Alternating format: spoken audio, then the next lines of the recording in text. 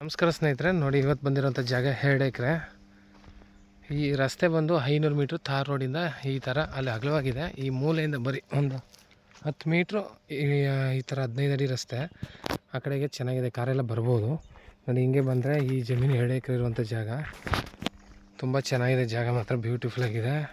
ಈ ಥರ ಮುಂದೆ ಒಂದು ಪೈಪ್ ಹಾಕಬೇಕು, ನೀರು ಹರಿತಿದೆ, ಲಿಫ್ಟ್ ಇರಿಗೇಷನ್ ನೀರು. ಯಾವಾಗಲೂ ಇದೇ ಥರ ನೀರು ಹರಿಯುತ್ತೆ. ಈ ಕಡೆ ಇಲ್ಲೊಂದು ಪೈಪ್ ಹಾಕ್ಕೊಂಡು ಮಾಡ್ಕೋಬೇಕು. 2 ಎಕರೆ ಇರೋವಂಥ ಜಾಗ. ಈ ಉತ್ತಿರೋದು 1 ಎಕರೆ, ಅಣ್ಣ ತಮ್ಮದಿರೋದು.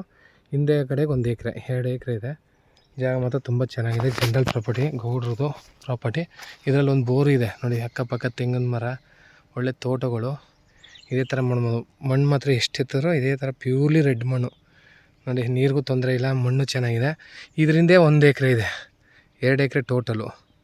ಹಿಂದಗಡೆ ಒಳ್ಳೆ ವ್ಯೂ ಇದೆ ನೋಡಿ, ಬೆಟ್ಟ ತುಂಬ ಚೆನ್ನಾಗಿದೆ. ನೀರಿಗೇನು ತೊಂದರೆ ಇಲ್ಲ.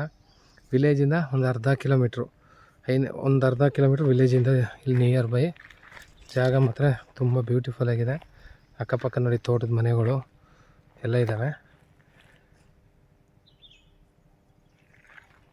ನೋಡಿ. ಈ ಕಡೆ ನೀರು ಹರಿತಾ ಇದೆ. ಇಲ್ಲೊಂದು ಪೈಪ್, ಸುತ್ತಮುತ್ತ ತೋಟಗಳೇನೆ.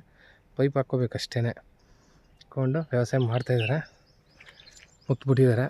ಅಣ್ಣ ತಮ್ಮದಿರ್ದು 2 ಎಕರೆ ಪ್ರಾಪರ್ಟಿ. ಇದೇ ಥರ ಮಣ್ಣು ಮಾತ್ರ. ಜಾಗ ನೀಟಾಗಿ ಬ್ಯೂಟಿಫುಲ್ ಆಗಿದೆ. ಗುಂಟೆ ಟೋಟಲಾಗಿ ಇವರು 1,50,000 ರೂಪಾಯಿ ಗುಂಟೆ ಹೇಳ್ತಾಯಿದ್ದಾರೆ. 80 ಗುಂಟೆ ಬರುತ್ತೆ. ಕೂತ್ಕೊಂಡ್ರೆ ಸ್ಲೈಟ್ಲಿ ನೆಗೋಷಿಯಬಲ್ ಇದೆ.